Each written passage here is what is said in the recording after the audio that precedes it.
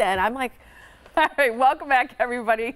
From cancer survivor to hospital chaplain, author Kathy Collins describes her journey in this new book. It's called The Mystical Chaplain. That's right. Welcome to the Yellow Couch. Kathy, thanks for being here. I just got to say, the reason we were talking during the commercial break is because Tiffany correctly, in an instant, guessed that Gilbert Brown was a Pisces. Yeah. And so Kathy sits down and Tiff goes, are you Cancer? Got it. Absolutely. And you are. Absolutely. Yeah. June 25th. Fantastic. I'm very good at this game. I like it. And I love what you're here to talk about in your book. Let's kind of go back a little bit and go to that emergency room visit, because you say you had this synchronistic experience in the emergency room after a chemo visit, because you had cancer. It was my first time in having reaction to chemo, and I met a very young doctor who was on call, and he couldn't handle me, so he called in others. He passed by my door a couple times, and then he came in, and he put a lamp over my head because I was bald as an eagle for warmth. And when he left, I never got to thank him. 6 months later, after I'm done with cancer, I'm coming back with a thank you basket to the girls in my nursing staff that helped me at the clinic, and I was asked if I would talk to somebody that was in there for their first chemo, same kind of cancer that I had. And she was frightened, and I said, sure. And as I'm talking to her, just like we're sitting here, this person was leaning forward, and I wasn't making eye contact. I was talking with this person that was asking the questions and was going to go through this. And finally, in the third time he came forward, I looked and I said, I know you, because I'm terrible with names, but I never forget a face. Yeah. So I asked him, I said, I know you. And he said, yes, I was the emergency room doctor when you first came in. This is my wife. So that was the start of my journey of understanding how beautifully connected we all are in this world.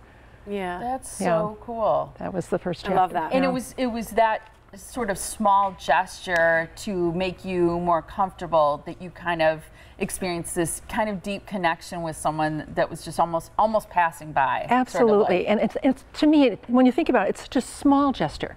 It doesn't have to be something big, but it just resonated with me. And I never stopped thinking about him in those 6 months. I write how I talked about him. I don't know what our connection was, but I never got to say that thank you, and that bothered me. And then here I got to on that last day to help him with his wife. It's So really neat. that was really something. I do love that. You have a connection to colors and numbers and things that you feel, if you kind of entered this search for oneness in your life, you've found this connection. What is it? Well, a lot of the times I would see the greens and purples, and I didn't understand at first what they were.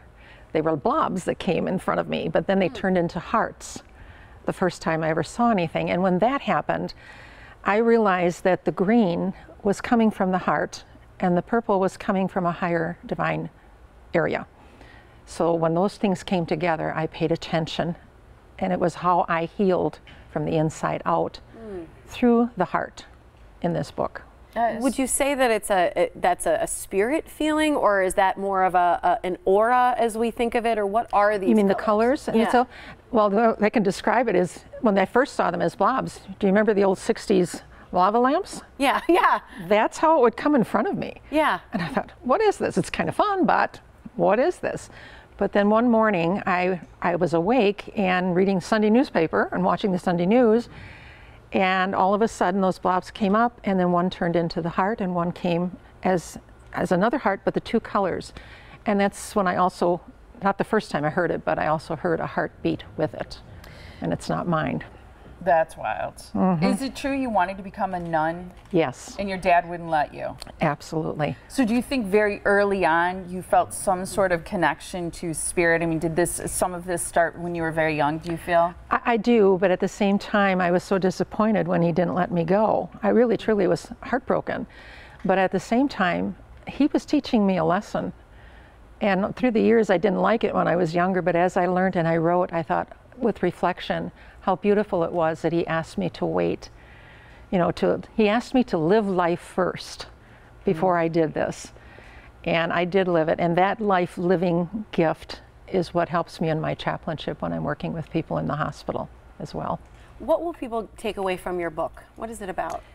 The underlying factor is it's love, the power of love in our heart. It's powerful enough to heal, and also the oneness that we are all connected. we need to understand that in this world, and we'll become a better world for it when it happens. I love that. And you have a book signing coming up, which is absolutely fantastic. The Mystic Chaplain, My Story. That's the book that we were just chatting about. Books and Company in Economwalk is where you will be on the 19th of July. That's right before your Thursday. Oh, yeah.